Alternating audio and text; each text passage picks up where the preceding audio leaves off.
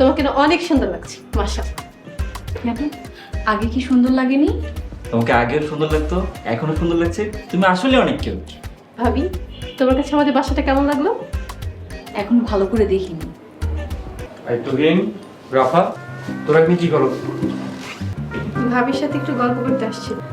অনেক রাত হয়েছে, শুয়ে পড়। ভাইয়া, ভাবিকে ছেড়ে তো যেতে ইচ্ছা করছে না। যেতে বলছি না, থাকি না একটু। যা।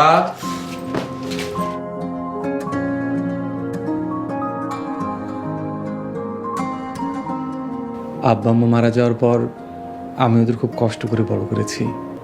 আব্বা আম্মা নেই এটা আমি কোনোদিন বুঝতেই দিইনি। ওরা তোমাকে পছন্দ করে নিয়ে এসেছে। প্লিজ ওদের মনে কোনো কষ্ট দিও না কখনো। আমার ঘুম পাচ্ছে, আমি ঘুমাবো।